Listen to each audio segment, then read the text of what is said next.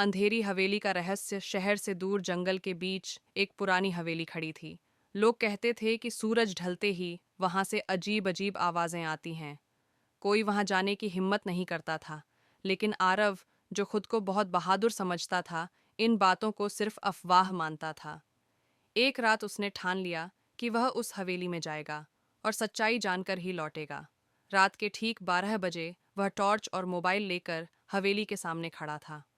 हवेली का टूटा दरवाजा हवा के साथ चरमराया, जैसे किसी ने उसे अंदर बुलाया हो।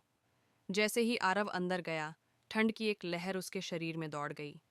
दीवारों पर जाले थे, फर्श पर धूल जमी थी और हर कदम पर थक ठक की आवाज गूंज रही थी। तभी ऊपर की मंजिल से किसी के रोने की आवाज आई।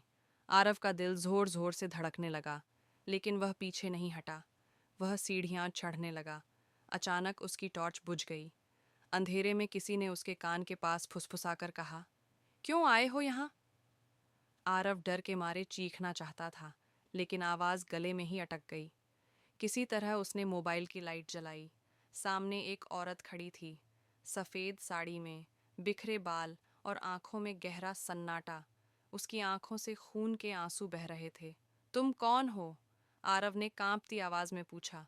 औरत ने धीमी आवाज में कहा, मैं इस हवेली की मालकिन थी, मुझे यहीं जिंदा जला दिया गया। इतना कहकर वह अचानक गायब हो गई। अचानक हवेली के सारे दरवाजे अपने आप बंद होने लगे। दीवारों से खून टपकने लगा। आरव घबरा गया और बाहर भागने लगा, लेकिन रास्ता जैसे खत्म ही नहीं हो रहा था। हर दरवाजा उसे उसी कमरे में वापस ले आता। तभी उसे जमीन पर पड़ा एक पुराना आईना दिखा। जैसे ही उसने उसमें देखा, उसका अपना चेहरा नहीं था। आईने में वही औरत खड़ी थी, मुस्कुरा रही थी। उसने कहा, अब तुम यहीं रहोगे, मेरी तरह। अगली सुबह गांव वालों ने हवेली से किसी की चीख सुनी, लेकिन अंदर जाने की हिम्मत किसी में नहीं थी।